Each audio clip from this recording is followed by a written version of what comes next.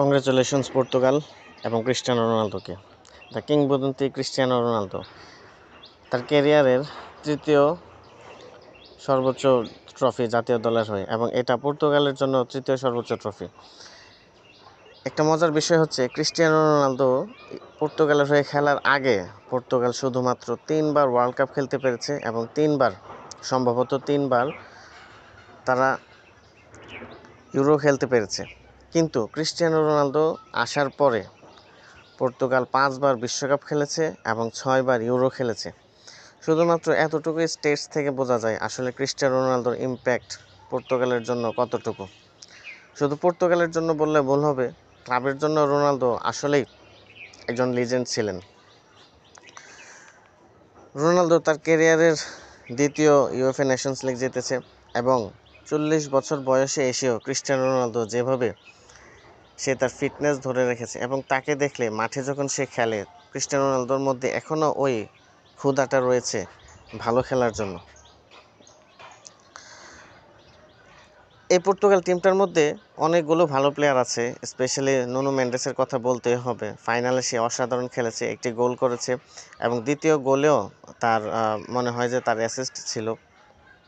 এবং লামিন ইয়ামালের মতো প্লেয়ারকে সে যেভাবে আটকে রেখেছে পুরো ম্যাচে, একবারে বলতে হয় যে বোতলবন্দি করে রেখেছে, এটা আসলেই প্রশংসার দাবিদার।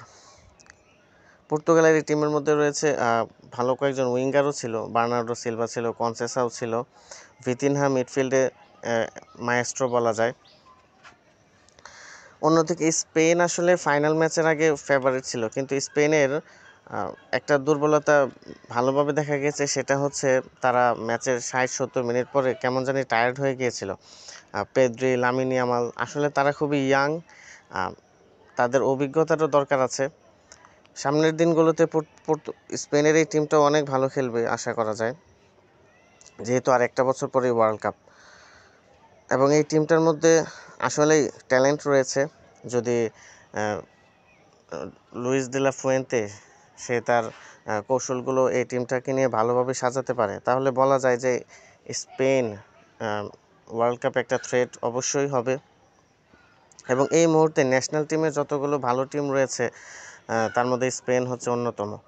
কিন্তু পর্তুগাল ফাইনাল ম্যাচ শুরু করার আগে, যদিও তারা আন্ডারডগ হিসেবে ছিল, ফেভারিট ছিল স্পেন, কিন্তু পর্তুগাল আসলে পুরো টিম হিসেবে খেলেছে। বলা যায় যে ফার্স্ট হাফে কিছুটা তাদের মধ্যে কিছুটা ল্যাকিংস ছিল, কিন্তু আসলে আস্তে আস্তে ম্যাচ যত সামনে গিয়েছে পর্তুগাল নিজেদেরকে গুছিয়ে নিয়েছে। এবং অবশ্যই ক্রিস্টিয়ানো রোনালদোর কথা আরও একবার বলতে হবে। ক্রিস্টিয়ানো রোনালদোর যে ইম্প্যাক্ট, ক্রিস্টিয়ানো রোনালদো সে ফাইনালে একটা গোলও করেছে। তো সব কিছু মিলিয়ে বলা যায় যে পর্তুগালের এই টিমটা আসলেই অনেক দূর যাবে বলে মনে হচ্ছে।